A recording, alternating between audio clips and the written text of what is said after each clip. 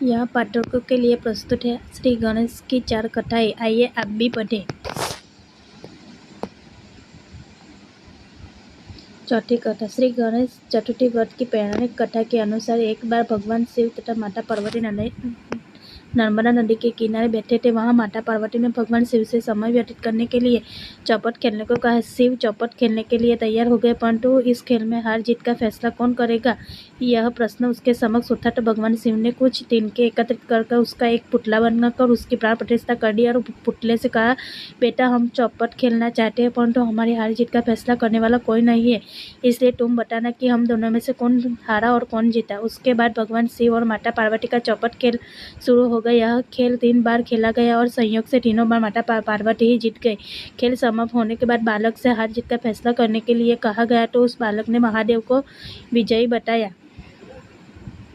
यह सुनकर माता पार्वती क्रोधित हो गई और क्रोध में उन्होंने बालक को लंगड़ा होने का, कीचड़ में पड़े रहने का श्राप दे दिया। बालक ने माता पार्वती से माफी मांगी और कहा कि यह मुझे अज्ञातवश ऐसा हुआ तो मैंने द्वेष भाव में ऐसा नहीं किया। बालक द्वारा क्षमा मांगने पर माता ने यह कहा कि यह गणेश पूजन के लिए नाग कन्याएं आएगी, उनके कहे अनुसार तुम गणेश का व्रत करो, ऐसा करने से तुम मुझे प्राप्त करोगे। यह कहकर माता पार्वती शिव के साथ कैलाश पर चली गई। 1 वर्ष के बाद उस स्थान पर नाग कन्याएं आई। तब नाग कन्याओं से श्री गणेश के व्रत की विधि मालूम करने पर उस बालक ने 21 दिन का लगातार गणेश जी का व्रत किया। उसकी श्रद्धा से गणेश जी के प्रसन्न हुए।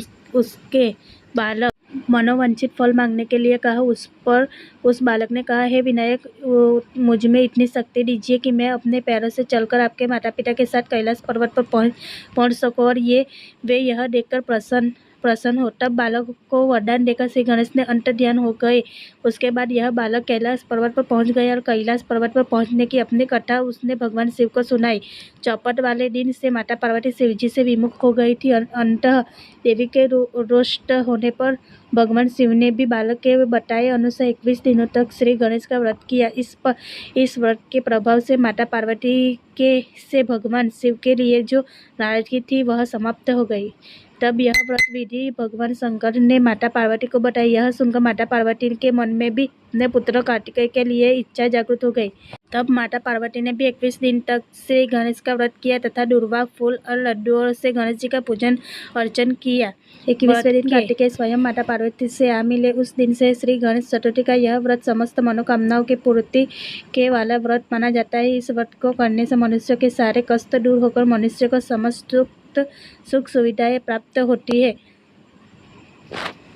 आपको ये कहानी कैसी लगी कमेंट करके जरूर बताइए। वीडियो अच्छा लगा हो तो लाइक करें, शेयर करें और सब्सक्राइब करें।